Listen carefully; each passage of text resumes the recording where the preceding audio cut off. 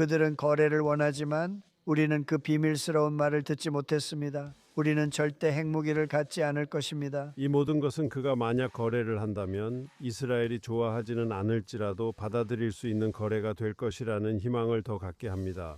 글쎄요, 마크 제가 뭐라고 할지 아세요? 오이베이 알겠죠?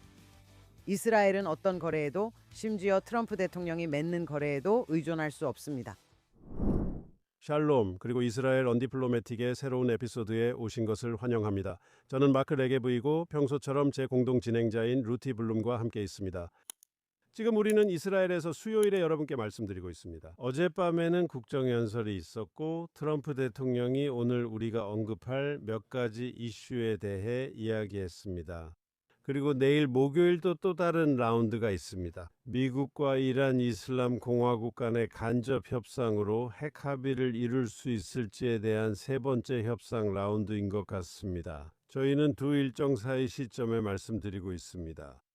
하지만 먼저 루티 씨에게 여쭤볼게요. 혹시 실제로 일어나서 시청하셨나요? 이스라엘에서는 새벽 4시쯤이었잖아요. 대통령의 국정연설을 보려고 일어나셨나요? 솔직히 말씀드리자면 새벽 4시에 일어나진 않았어요. 5시 30분에 일어났죠.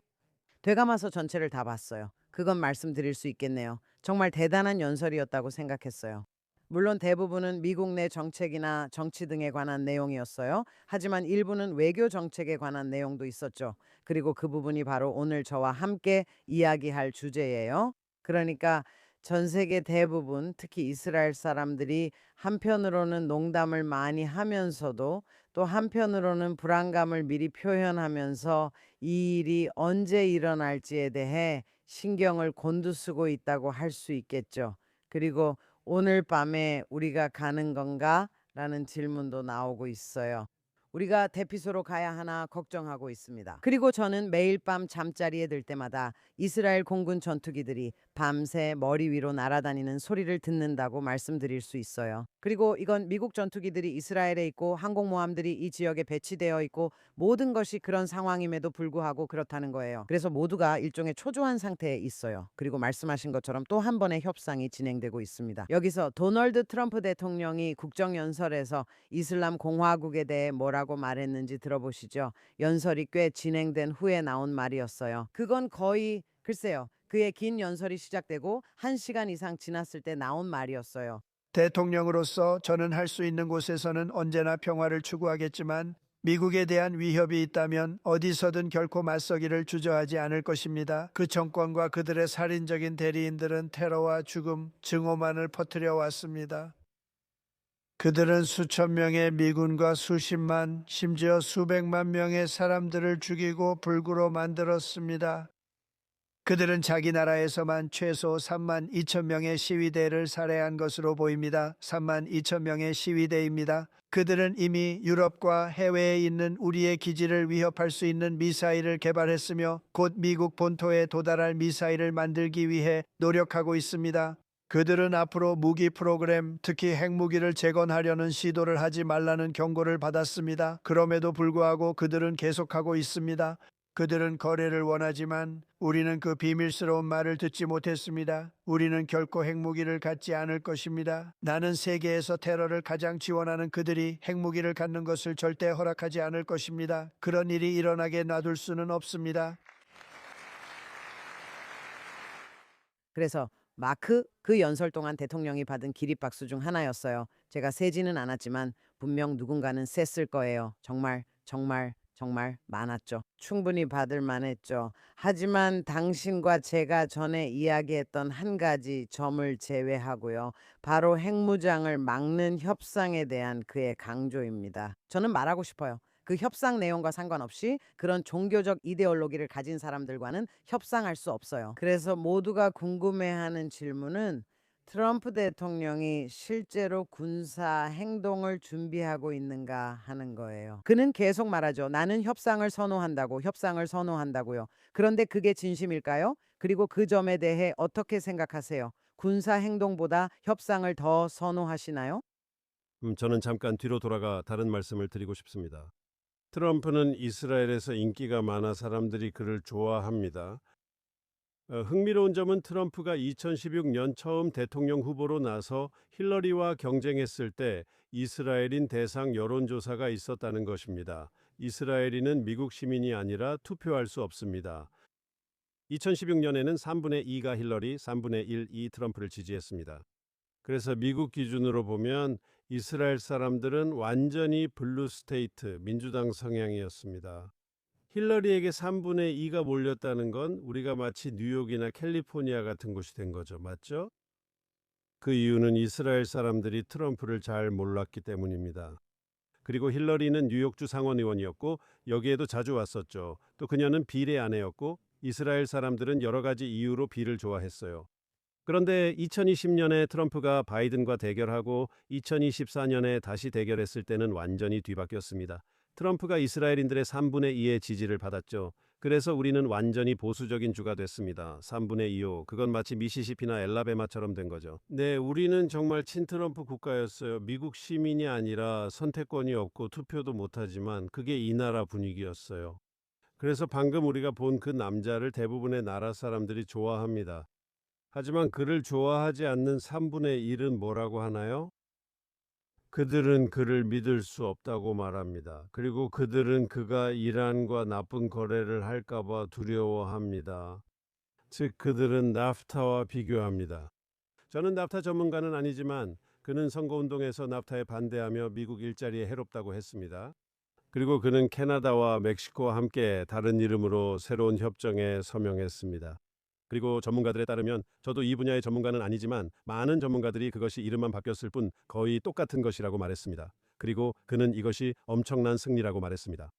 하지만 실질적으로는 큰 차이가 없었습니다. 그리고 트럼프를 비판하는 이스라엘 사람들, 그러니까 그를 좋아하지 않는 3분의 1의 사람들은 다시 말해 그들은 매우 보수적인 나라에 살고 있지만 소수입니다. 그들은 트럼프가 오바마의 JCPOA 합의에도 똑같이 할 수 있다고 말합니다.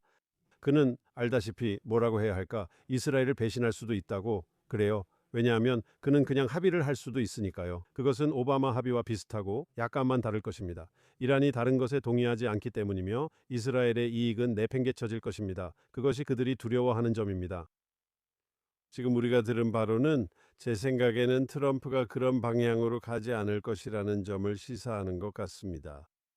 그가 핵 문제에 대해 그렇게 단호하게 말한 사실 정말 아주 강한 어조였습니다. 그리고 그가 탄도미사일에 대해 그렇게 많은 시간을 할애해서 이야기한 사실, 그것도 또 다른 이스라엘의 우려사항이죠. 맞습니다. 그가 이 정권을 테러리즘과 그 대리인들 등으로 언급한 사실도 있습니다. 그는 세계에서 테러를 가장 많이 지원하는 국가라고 말했습니다. 이 모든 것이 저에게 더 많은 희망을 줍니다. 이제 질문에 답하자면 만약 그가 협상을 한다면 다시 말해서 이란이 트럼프의 레드라인에 동의한다면 이스라엘이 받아들일 수 있는 협상이 될 것입니다. 이스라엘이 좋아하지는 않을 수 있지만 받아들일 수는 있습니다. 글쎄요, 마크, 제가 뭐라고 하는지 아세요? 아이고, 알겠죠? 왜 그런지 말씀드릴게요. 우선 그건 사실이 아니에요. 이스라엘 사람들 대부분이 트럼프를 좋아한다는 말은 사실이에요. 하지만 당신이 하지 않은 것은 구분을 하지 않았다는 거예요. 솔직히 말해서 가자지구 전쟁이 한창일 때 이스라엘에서 이상한 일이 벌어졌어요. 이스라엘 좌파도 트럼프를 좋아하기 시작했다는 거죠. 그런데 왜 그랬을까요? 왜냐하면 그들은 오직 트럼프만이 우리 인질들을 되찾아올 수 있다고 말했거든요. 오직 트럼프만이 이 문제를 해결할 거라고 했어요. 오직 트럼프만이 네타냐후를 압박할 거라고요? 맞아요. 하지만 네타냐후가 잘못했고 그는 쓸모없고 아무것도 아니라고 했어요. 그들은 트럼프와 위트코프, 쿠슈너를 응원했고 네타냐후는 범죄자라고 했어요. 알겠어요? 그게 바로 좌파였어요. 저는 이스라엘 좌파에 대해 말하는 거예요. 이스라엘 좌파는 예전엔 민주당을 사랑했어요. 알겠죠? 이건 뭐 이스라엘 사람들이나 이스라엘 언론이 분열된 게 아니에요. 대부분 오바마와 심지어 바이든까지도 정말 좋아했어요. 그들은 정말 바이든을 위해 온갖 변명을 했고 네타냐후가 분열을 만들고 있다고 말했어요. 그게 이스라엘 좌파의 입장이었죠. 이제 그가 나쁜 합의에 서명할까 봐 걱정된다고 말하는 사람들은 주로 이스라엘의 우파 사람들이지 좌파가 아니에요. 그가 오바마를 따라 해서는 안 된다고 걱정하는 사람들이죠. 그리고 당신이 말했죠. 만약 그가 그런 방향으로 가지 않는다고 믿는다면 나도 동의한다고요. 저는 그가 오바마 쪽으로 간다고 생각하지 않아요.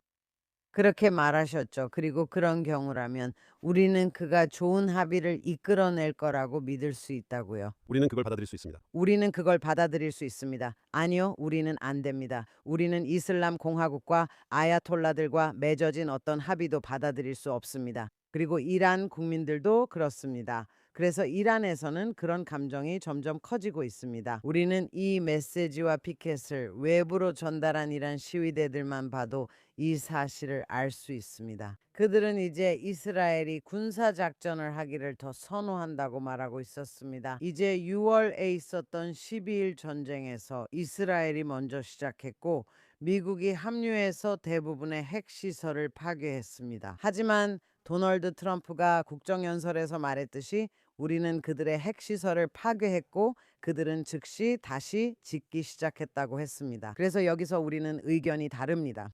저는 이스라엘의 전문가든 우파든 좌파든 중도든 어떤 전문가든 상관없어요. 이슬람 공화국과 좋은 거래라는 건 존재하지 않아요. 트럼프의 모든 조건이 충족된다 해도 상관없어요. 왜냐하면 그들은 지키지 않을 거니까요. 그들은 따르지 않을 거예요. 우리가 이미 봤잖아요. 우리는 알고 있어요. 이 정권은 1979년부터 악의 정권이었고 그들과는 어떤 거래도 할 수 없어요. 그게 한 가지 사실이에요. 두 번째로, 그리고 제가 이 말을 또 하게 되네요. 저도 반복해서 말하는 것 같다는 거 알아요. 하지만 그렇게 말했으니 그 다음 질문은 이거예요. 이 문제에 대해 내부적으로도 의견이 갈려 있는 미국 행정부가 어느 쪽 입장을 더 중시할지, 지금 이 순간에는 어느 쪽이 더 힘이 센지 궁금합니다. 왜냐하면 우리가 보고 있는 모든 항공모함, 무기, 전투기들 때문에 이스라엘 사람들은 미국의 공격이 임박했다고 믿는 것 같거든요. 2026년 JNS 국제정책 정상회담은 4월 15일부터 17일까지 예루살렘의 월도프 아스토리아 호텔에서 열릴 예정입니다.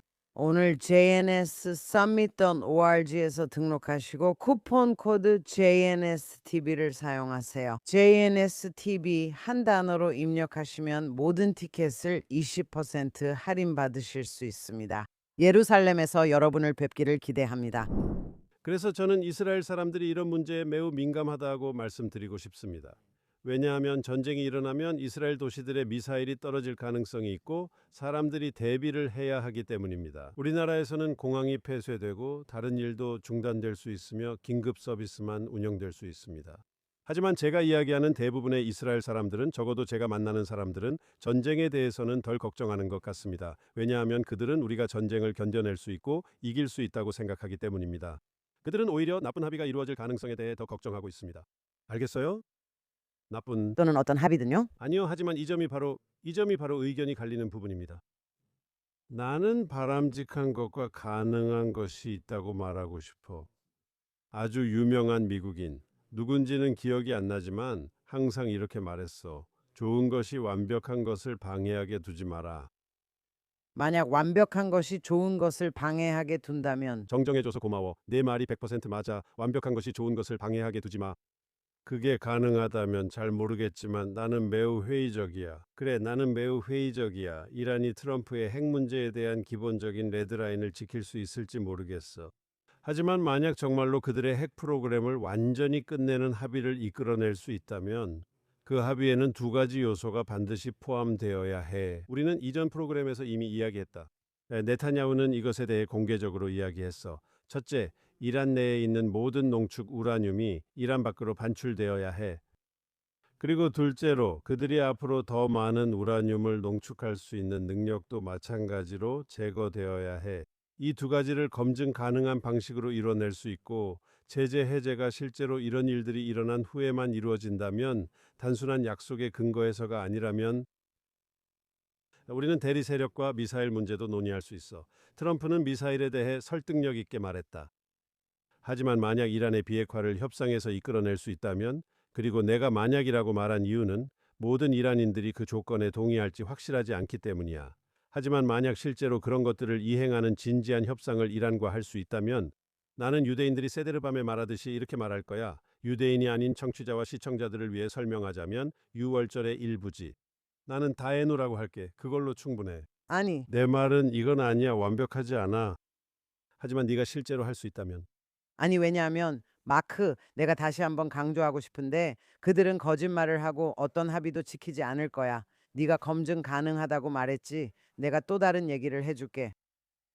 그건 효과가 없을 거야. 왜냐하면 중국과 러시아는 이미 이란에 공급하고 있으니까 미국과 어떤 합의를 하더라도 그들은 우회할 거야. 알겠어? 이건 전 세계적인 문제야. 그리고 그들은 이렇게 말할 수도 있어. 좋아, 있잖아. 우리는 핵무기를 개발하지 않을 거야. 그래, 절대 안 해. 그런데 중국이랑 북한이 그들에게 공급하는 거지. 그건 효과가 없을 거야. 하지만 어쨌든 그들이 어떤 합의에 서명하더라도 믿을 수 없어. 그리고 그건 절대 검증할 수 없어. 게다가 어차피 효과도 없을 거야. 저도 당신 말에 동의해요. 이스라엘 사람들은 모두 다시 방공호로 들어갈 준비가 되어 있어요. 있잖아요. 제 생각에 대부분의 이스라엘 사람들은, 그리고 이건 보수든 진보든 마찬가지라고 생각하는데, 우리에게 위험이 따르더라도 강력한 공격을 하는 걸 더 선호할 거예요. 그리고 이번에는 10월 7일 때와는 달리 정부와 군대, 그리고 보안 당국이 우리를 지켜주고 있다고 믿고 있어요. 우리가 언제 준비해야 하는지 정말 세심하게 신경 쓰고 있다고 생각해요. 제가 말씀드린 것처럼 많은 이스라엘 사람들은 정신적으로 그런 상황을 준비하고 있어요. 예를 들어 이번 주에 유럽 여행을 가야 할지 아니면 취소해야 할지 고민하고 있죠. 아니면 침대 옆에 신발을 두고 대피소로 달려갈 준비를 해야 할지, 그런 여러 가지 생각을 하고 있어요. 식료품을 더 사야 할지 고민하기도 하고요. 그런 이야기들이 한동안 좀 잠잠해졌었어요. 왜냐하면 지난달에 도널드 트럼프가 이란 국민들에게 도움이 곧 도착할 것이라고 말했을 때 이스라엘 사람들은 모두 라디오용 배터리 같은 것들을 사기 시작했거든요. 이스라엘뿐 아니라 이란 사람들도 곧 일이 일어날 거라고 생각했어요. 안타깝게도 수많은 사람들이 학살당했고 지금도 계속되고 있어요. 결국 우리는 절대 동의하지 않을 거예요. 저는 좋은 거래는 없다고 생각해요. 글쎄요. 우리 토론이나 논쟁은 이론적일 수 있습니다. 방금 공개적으로 말했듯이 이란인들이 당신이 필요하다고 생각하는 조건에 동의할지 매우 회의적입니다. 그러니까 트럼프가 단지 거래만을 원한다는 두려움이 없다면 말이죠. 그리고 아시다시피 그의 비평가들이 말하듯이 그는 실제 내용에는 별로 관심이 없고 단지 자신이 성과를 내서 기록하고 아프리카와 아시아에서 평화를 이뤘다든지 인도와 파키스탄 사이에서도 평화를 이뤘다든지 연설에서 말한 모든 것들을 자신이 해냈다고 말하고 싶어 하는 것뿐이라는 거죠. 네. 하지만 트럼프가 실제로 말한 대로 이루어지는 진짜 합의를 원한다고 주장한다면 그럴 만한 이유가 있습니다. 왜냐하면 JCPOA, 오바마의 합의도 그렇기 때문이죠. 네. 그들은 이 합의가 이란이 핵무기를 갖지 못하게 막을 것이라고 했지만 실제로는 그렇게 할 수 없었습니다. 왜냐하면 필요한 조건들이 제대로 갖춰지지 않았기 때문이죠. 저도 솔직히 말씀드리자면 만약 그런 일들을 해내는 합의가 있다면 이스라엘이 그걸 싫다고 말하기는 정말 어렵겠죠. 그렇지 않습니까? 만약 트럼프가 그런 조건들을 충족시키는 합의를 이끌어낸다면, 그리고 당신이 이스라엘의 총리라면 당신은 알다시피 우리는 칼럼니스트로서, 그리고 우리가 말하는 사람들이자 전문가로서 그렇게 말할 수 있습니다. 하지만 이스라엘 총리라면 어떤 이스라엘 총리라도 나와서 이 미국 대통령과의 합의에 반대한다고 말하는 것은, 그리고 저는 그것이 바로 네타냐후가 공식적으로 공개적으로 이란과의 합의가 있을지 회의적이다라고 말한 이유 중 하나라고 생각합니다. 하지만 합의가 된다면 이런 요소들이 들어가야 합니다. 네, 맞아요. 네타냐후가 이런 공영에 처해 있다는 건 정말 맞는 말이에요. 왜냐하면 2015년에 그는 합의에 반대하기 위해 미 의회 합동 회의에서 연설을 했고 오바마는 그 회의를 보이콧했기 때문이에요. 그리고 네타냐후가 워싱턴과의 갈등을 일으키고 있다는 건 정말 끔찍한 일이에요. 이스라엘의 좌파도 그렇게 말했죠. 그리고 어쨌든 그것이 합의가 체결되는 것을 막지는 못했어요. 하지만 그건 달라요. 그리고 바이든에게, 가자 전쟁 중에 바이든에게 이렇게 말했죠. 무기를 주지 않으면 우리는 손톱으로라도 싸울 거예요, 등등요. 하지만 트럼프처럼 이스라엘을 정말로 지지하고 이스라엘을 포용하는 대통령이 있고 네타냐후와 8번이나 만났으며 그중 7번은 백악관이나 어쨌든 미국에서 만났죠. 이런 일은 전례가 없는 일이에요. 당연히 네타냐후는 그런 트럼프에게 맞서거나 비판하고 싶지 않을 거예요. 절대 그러고 싶지 않을 거예요. 그렇게 말하긴 했지만 트럼프가 연두교서에서 말했듯이 우리는 미국인들을 보호해야 해요. 네타냐후는 내 의무는 이스라엘 국민과 유대인들을 보호하는 것이라고 말해요. 이제 만약 말도 안 되는 협상이 체결된다면 그 안에 뭐가 들어있든 저는 신경 쓰지 않아요. 말씀드렸듯이 그 협상에 뭐가 들어있든 상관없어요. 네타냐후가 원하는 모든 조건을 충족하더라도 그것은 거짓된 협상이 될 거예요. 그래서 이스라엘 사람들은 안전하지 않을 거예요. 이스라엘 사람들뿐만 아니라 아무도 안전하지 않을 거예요.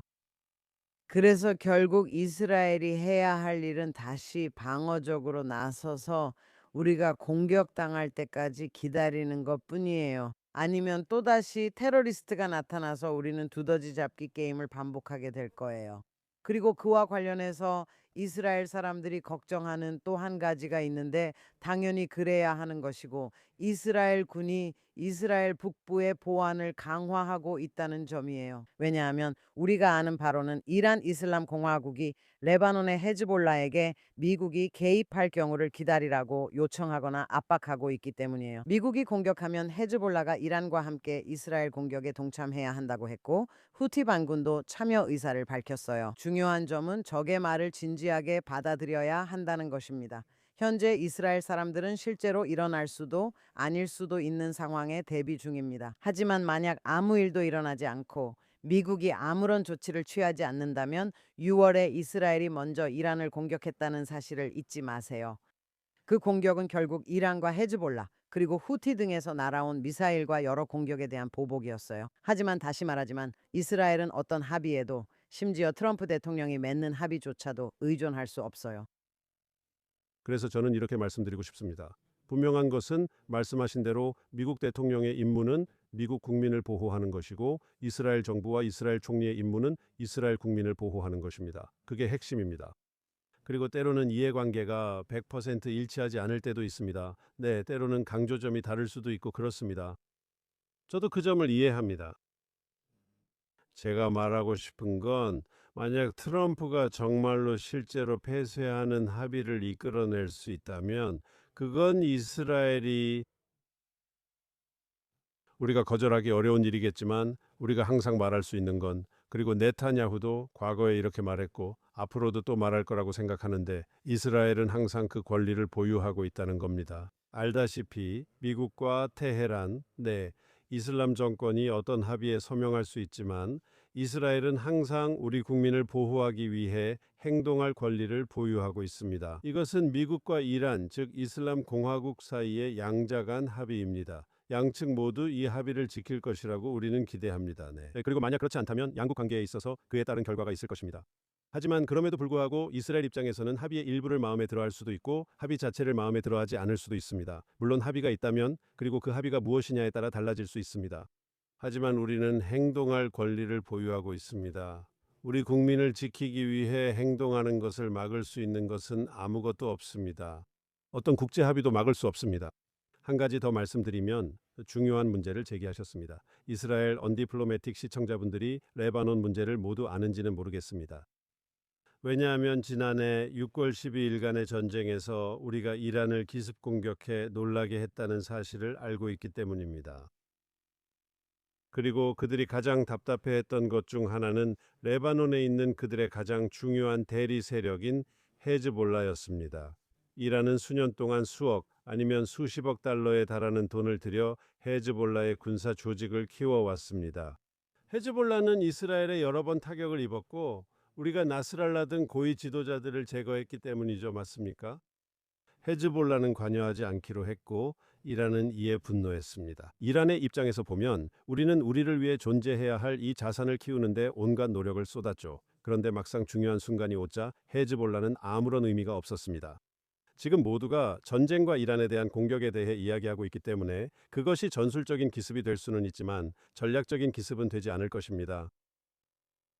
이란은 헤즈볼라에게 개입하라고 강하게 압박하고 있습니다. 그리고 이번에는 그들이 실제로 개입할 가능성도 있습니다. 우리는 이란뿐만 아니라 레바논에서도 미사일 공격을 받을 수 있습니다. 이제 이스라엘의 모든 공습 이후로 헤즈볼라가 우리에게 피해를 줄 수 있는 능력은 크게 줄어들었습니다. 그리고 아시다시피 우리는 그들의 군사력을 사실상 제거했지만 여전히 일부 잔존 전력이 남아 있습니다. 하지만 헤즈볼라가 개입하면 좋은 결과가 있을 것으로 봅니다. 저는 우선 이스라엘이 우리 국민을 잘 보호할 수 있을 것이고 헤즈볼라에 대해 매우 강하게 방역하는 데 동의할 수 있을 것이라고 예상합니다. 저는 헤즈볼라가 이란을 위해 레바논을 이스라엘과의 전쟁에 끌어들여 레바논 내에서 고립을 자초할 것이라 생각합니다. 전쟁이 끝나면 레바논의 다른 세력들이 헤즈볼라에 더 적극적으로 대응할 수 있을 것입니다. 마지막으로 하나의 예측을 하고 싶습니다. 3, 4주 전쯤 헤즈볼라와 시리아 정부에 관한 보도가 있었습니다. 당신은 시리아 정부를 별로 좋아하지 않죠. 당신은 그를 양복 입은 테러리스트라고 부르는데 여러 면에서 그는 정말 양복 입은 테러리스트입니다. 그 둘이 전쟁할 수도 있다는 얘기가 나왔고 저는 이런 생각을 했습니다. 만약 헤즈볼라가 이스라엘을 공격하고 이스라엘이 반격해서 레바논에서 이스라엘 헤즈볼라 전쟁이 벌어진다면 시리아 정부가 자신들만의 이유로 헤즈볼라에게 복수하고 싶어 하는 여러 가지 이유가 있어서 헤즈볼라에게 복수하려고 할 가능성은 없을까요? 시리아군이 시리아 레바논 국경을 넘어 베카 계곡을 따라 시리아와 맞닿아 있는 헤즈볼라의 목표물과 기지들을 공격하는 상황이 벌어질 수도 있지 않을까요? 이렇게 하면 시리아인들은 복수할 수 있고 시리아 정권은 워싱턴에서 중요한 점수도 얻을 수 있습니다. 이것은 그들에게 매우 중요합니다. 당신이 말한 그 가정의 많은 부분은 터키에 달려 있을 거예요. 알다시피 시노스만. 에르도안 또 다른 악당이죠. 안타깝게도 그는 가자지구 평화위원회에 합류하고 있어요. 등등. 하지만 그는 확고한 거점을 가지고 있어요. 시리아에서요. 그리고 또 아시다시피 만약 시리아 지도자가 헤즈볼라 테러리스트들을 죽이고 싶다면 시리아에서 쿠르드족 기독교인 드루즈족을 죽이는 걸 멈추는 게 좋을 거예요. 그의 피에 대한 갈망이 좀 문제이긴 하지만 그게 바로 중동이잖아요. 그렇죠? 그리고 그게 미국인들이 아무리 친이스라엘이어도 상관없지만 이해하기 힘들어하는 부분이에요. 트럼프도 그걸 이해하는데 어려움을 겪고 있어요. 하지만 분명히 스티브 위트코프와 제러드 쿠슈너가 중동 정책이나 문화 회의에 대해 이야기할 때 마치 그들이 상대하고 있는 사람들이 전혀 다른 행성에 사는 것처럼 보여요. 또한 전통 의상을 입은 남자가 다가와 친절하면 그래 아들아 우리는 생산적인 만남이었어 라고 생각하죠. 그들은 이 지하디스트 종교적 광신자들에게는 논리, 즉 서구의 논리가 통하지 않는다는 걸 이해하지 못해요. 그게 그들이 모르는 한 가지예요. 하지만 또 말씀드리고 싶은 게 있어요. 제가 이걸 언급하는 걸 깜빡했는데 오늘 트럼프 대통령의 국정연설 직후에 이슬람 공화국 외무부 대변인, 다시 말해 아락 대변인이 아주 긴 트윗을 올렸어요. 전부 거짓말이고 미국은 거짓말쟁이, 이스라엘은 집단 학살을 저지르고 이스라엘도 거짓말쟁이라고요. 우리는 마치 괴벨스 같대요. 그건 선전이고 진실이에요. 그리고 거짓말을 계속 반복하면 결국 사람들에게 각인된다는 거죠. 뭐 그런 식이에요. 이렇게 긴 트윗을 영어와 다른 언어, 특히 페르시아어로도 올렸을 거예요. 그리고 이건 트럼프가 연설한 직후예요. 이건 위트코프가 이 대변인의 상사를 만나서 성실하게 협상하러 가기 직전이에요. 아마도요. 알겠어요. 그러니까 그동안 내내 그 정권 인사들은 트럼프를 노란 돼지라고 부르고 있었어요. 그들은 미국 장군들을 죽이겠다고 말하고 있어요. 그러니까 저는 트럼프가 이걸 듣고 있기를 바라고 믿어요. 그리고 저는 이 모든 것이 첫째로 그들이 준비를 갖추기 위한 것이고, 둘째로 충분한 미국인들이 더 이상 선택지가 없었다는 걸 이해하도록 하기 위한 것이라고 생각해요. 그리고 아시다시피 미국에서 중간 선거가 있을 거고 전 세계적으로도 마찬가지예요. 그리고 그게 또 다른 점으로 이어지죠. 당신이 맞다고 했어요. 그의 연두교서가 어젯밤에 있었어요. 그리고 내일은 회담이 있어요. 그리고 오늘 우리가 이렇게 이야기하고 있는 지금. 그 얘기로 넘어가기 전에 제가 한마디만 하고 싶어요. 방금 하신 말씀에 답하고 싶어서요. 그리고 나서 원하시는 주제로 넘어가죠. 어디로 가고 싶으신지 저도 알고 있으니까요. 알겠어요. 제가 다음과 같이 말씀드리고 싶습니다. 당신은 아무도 중동을 모른다는 것에 대해 걱정하고 계시군요. 서양이나 미국 사람들은 중동에 대해 환상을 가지고 있다는 거죠. 그리고 두 가지를 말씀드리고 싶습니다. 첫째로 국무장관에 대해 말씀드리고 싶습니다. 대통령이 연두교서에서 최고의 국무장관이라고 칭찬했던 그분이 뮌헨 안보회의에 참석했을 때 이 문제에 대해 언급했습니다. 그는 이슬람 정권과 극단주의 정권에 대해 이야기했습니다. 그 정권이 어떤 것인지, 그리고 여러분도 아시다시피 그는 그것을 잘 이해하고 있습니다. 그리고 도널드 트럼프도 이란이 세계에서 테러를 가장 많이 지원하는 국가라고 언급했죠. 지금 당신이 위트코프와 쿠슈너에 대해 말할 때 그들이 그것을 이해한다고 생각하지는 않습니다. 이 매우 진지한 게임이 계획되는 방식 중 일부는 착한 경찰과 나쁜 경찰이 있다는 것입니다. 결국 트럼프가 옳은 사람입니다. 아마도 그는 위트코프가 이란인들에게 미소 짓고 협상하길 원할지도 모릅니다. 그들은 대통령의 지시에 따라 자신들의 임무를 수행하고 있습니다. 군대는 대통령 지시에 따라 자산을 그 지역으로 옮기고 있습니다. 그는 당신이 국가라고 말합니다. 저는 이해하지 못하겠습니다. 개인적인 문제가 아닙니다. 이건 위트코프와 쿠슈너가 환상을 가진 문제가 아니라 그들의 역할이 착한 경찰로서 협상하는 것이라는 뜻입니다. 그리고 동시에 저는 아주 큰 몽둥이를 준비하고 있습니다. 결국 모든 선택지를 대통령에게 제공하기 위해서입니다. 하지만 당신이 말씀하신 것에 대해 이스라엘에서는 이렇게 말합니다. 그리고 사실입니다. 우리에게 미국보다 더 좋은 친구는 세상에 없습니다. 더 좋은 친구는 없습니다. 맞죠? 미국의 지원이 없다면 우리는 어디에 있을까요? 미국이 없다면 유엔 안보리에서 무슨 일이 벌어지겠습니까? 미국의 군사 지원이 없다면 우리는 어떻게 될까요? 100% 사실입니다. 우리는 미국 청년들에게 싸워달라고 한 적 없고 장비와 지원만 해주면 우리가 지킬 수 있다고 했습니다. 이것이 좋은 관계의 기반입니다. 아니, 장비를 판매해 달라는 것이죠. 신뢰합니다. 해안 경비 장비도 그렇고 비용도 저희가 부담하겠습니다. 맞아요. 그리고 물론 저희는 미국에 이스라엘만큼 좋은 친구는 없다고 주장하고 저희가 맞다고 생각합니다. 저희는 미국의 아주 좋은 동맹국이니까요. 그래서 이건 상호적인 관계입니다.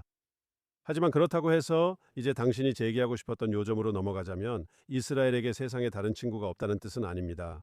오늘 프로그램에서 할 말을 계획하며 이야기를 나눴습니다. 오늘 예루살렘 교통이 어떨지 이야기했었죠. 이스라엘의 또 다른 중요한 친구가 방문하기 때문입니다. 그리고 그분은 인도의 총리 모디 씨입니다. 그리고 이제 여기서 분명히 합시다. 인도는 우선 인구수로 볼 때 지구상에서 가장 큰 민주주의 국가입니다. 아시아에서 매우 중요한 역할을 하는 나라죠. 인도는 오랫동안 비동맹 운동에서 특별한 위치를 차지해왔고 그 위상 이상으로 영향력이 큽니다. 인도는 매우 비중 있는 나라입니다. 그리고 그거 아세요? 인도는 이스라엘의 친구입니다. 지금 모디가 예루살렘을 방문하는 이번 여행에서 우리가 보고 있듯이 말이죠. 바로 오늘 그가 도착하고 있습니다. 그는 오늘 크네셋에서 연설하고 총리와의 일정도 있습니다. 내일은 야드 바셈을 방문할 예정입니다. 그리고 이 인도-이스라엘 관계는 여러 분야를 포괄합니다. 외교협력, 경제협력, 군사협력, 기술협력까지 이루어지고 있습니다. 하지만 시청자와 청취자 여러분께 꼭 말씀드리고 싶은 것은 오랜 세월 동안 이스라엘은 인도와 매우 좋지 않은 정말 끔찍한 관계를 유지해왔다는 점입니다. 우리는 1990년대 초반까지 인도 뉴델리에 대사관조차 없었습니다. 대사관이 아예 없었죠. 우리는 당시 봄베이라고 불렸던 뭄바이에 형편없는 영사관 하나만 있었죠. 우리는 한때 정말 형편없었던 관계를 봐왔습니다. 형편없던 관계가 지난 10년 정도 사이에 아주 강력하고 상호 이익이 되는 파트너십으로 변했습니다. 그리고 이스라엘이 고립됐다고 말하는 모든 사람들, 네, 맞아요. 우리는 유럽과 문제가 있습니다. 우리가 유럽과 가진 문제를 무시할 수 없고 많은 나라들과 가진 문제도 무시할 수 없습니다. 하지만 이스라엘에게 친구가 없다고 말하는 것은 옳지 않습니다. 우리는 강력한 친구들이 있고 인도는 아시아의 강국입니다. 미국은 세계적인 강대국입니다. 우리는 감사할 수 있지만 이런 중요한 나라들과의 동맹에서 힘을 얻을 수도 있습니다. 네, 맞아요. 그리고 나렌드라 모디도 베냐민 네타냐후와 좋은 친구입니다. 두 사람 사이에는 특별한 케미가 있어요. 이전 방문들에서 이미 알 수 있었죠. 하지만 여기서 정말 중요한 것은 말씀하신 대로 여러 분야에서 협력이 이루어지고 있다는 점입니다. 그리고 이스라엘에는 인도계 유대인, 즉 인도 출신의 유대인들이 살고 있습니다. 그리고 이스라엘 사람들은 군 복무를 마친 후 항상 인도로 여행을 떠나곤 해요. 많은 젊은 이스라엘인들이 인도에 익숙하죠. 그래서 그런 부분도 있습니다. 관광도 있죠. 협력적인 노력들이 많이 있습니다. 하지만 여기서 오늘날 중요한 것은 이것이 반수니파, 시아파, 이슬람주의 축의 일부라는 점입니다. 그리고 모디는 그 점에 있어서 네타냐후와 같은 입장입니다. 그것이 첫 번째입니다. 그리고 두 번째로 그가 도착한 것이 우연이 아니거나 우연이 아닌 것처럼 보인다는 점입니다. 마치 미국이나 이스라엘 또는 양국이 공동으로 곧 군사 행동을 취할 것 같은 카운트다운 혹은 카운트다운의 분위기가 있는 것처럼요. 그리고 그가 도착한 것도 우연이 아닙니다. 그리고 듣자 하니 실제 군사 기술이 포함된 어떤 양해각서에 서명하면서 본격적인 군사 협력도 이루어질 예정이라고 합니다.